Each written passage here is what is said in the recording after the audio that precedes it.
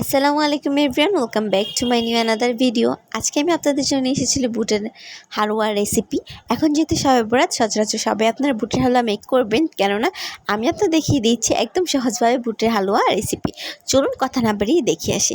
এখানে আমি বুটগুলোকে সুন্দর করে বেটে নিয়েছিলাম। এরপর একটা কড়াইতে তেল তেজপাতা দিয়ে সুন্দর মতোটাকে ভেজে নিয়েছিলাম। এরপর আমি আমার বুট বাটাগুলো এখানে দিয়ে দিচ্ছি।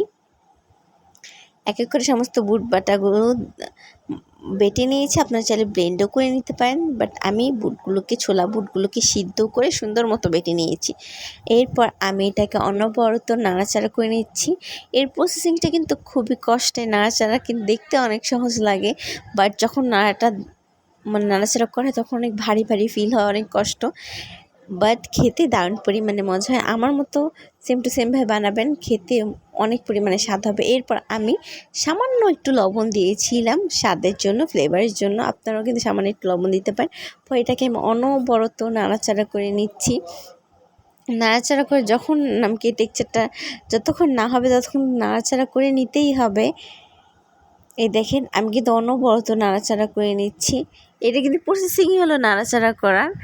অবশ্যই কিন্তু আপনারা 1 মিনিটের জন্য কিন্তু এটাকে খালি রাখবেন না, নাড়াচাড়া করে নেবেন। পরে আমি মেজারমেন্ট কাপ দিয়ে 2 কাপ এখানে চিনি অ্যাড করে দিচ্ছি। এই মেজারমেন্ট কাপ দিয়ে 2 কাপ অ্যাড করেছি। পরে আমি আবার এটাকে সুন্দর মতো নাড়াচাড়া করে নিচ্ছি।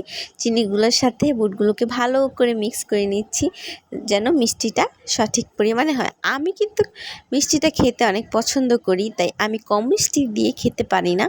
আপনারা যদি আমার মতো মিষ্টি লাভার না হন, তাহলে কিন্তু আপনারা কমিয়ে নিতে পারেন, বা আমার থেকে বেশি হলে বাড়িয়ে নিতে পারেন।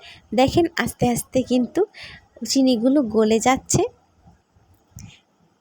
গলে কিন্তু একটা পানি পানি হয়ে গেছে। হ্যাঁ দেখেন, পরে আমি সুন্দর মতো নাড়াচাড়া করে নিচ্ছি। দেখেন কালারটা কিন্তু আস্তে আস্তে খুব দারুণ পরিমাণে আসছে এবং দেখতে কিন্তু জোস লাগে।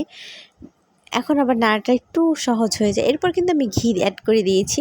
আমি কিন্তু আড়ঙের ঘি ব্যবহার করেছি। আপনারা যে কোনো কোম্পানির ঘি ব্যবহার করতে পারেন। আড়ঙের ঘিটার ফ্লেভার, টেস্ট, গ্রান 100% পিওর, একবারে অনেক পরিমাণে ভালো লাগে। এরপর আমি এটা অনবরত নাড়াচাড়া করে নিচ্ছি। আমি তো আগেই বলেছি এটা প্রসেসিং শুধু নাড়াচাড়া কিন্তু অনেক কৌশল আছে। কেউ নাড়াচাড়া করতেই পারে না, তলানিতে লেগে যায়। ওভাবে নাড়াচাড়া করলে কিন্তু চলবে না। একদম কেয়ারফুলি নাড়াচাড়াটা করতে হবে। এই যে আমারটা হয়ে গেছে। এরপর আমি স্টিলের একটা পাত্রে এখানে আমি সুন্দর মতো ঘি মাখিয়ে নিচ্ছি। কোনো রকম কিন্তু দেরি করা যাবে না, তাহলে এটা জমাট বেঁধে যাবে, ভালো লাগবে না খেতে।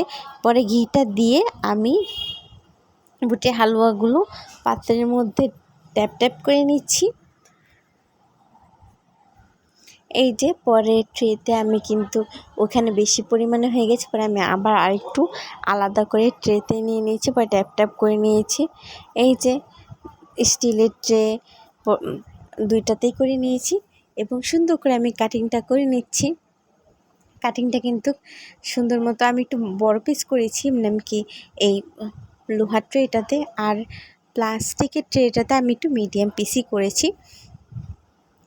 আমার আজকের এই ভিডিওটা ছিল এ পর্যন্তই। আপনাদের কাছে যদি ভালো লেগে থাকে অবশ্যই লাইক, কমেন্ট, শেয়ার, একটা করে সাবস্ক্রাইব করে দিবেন।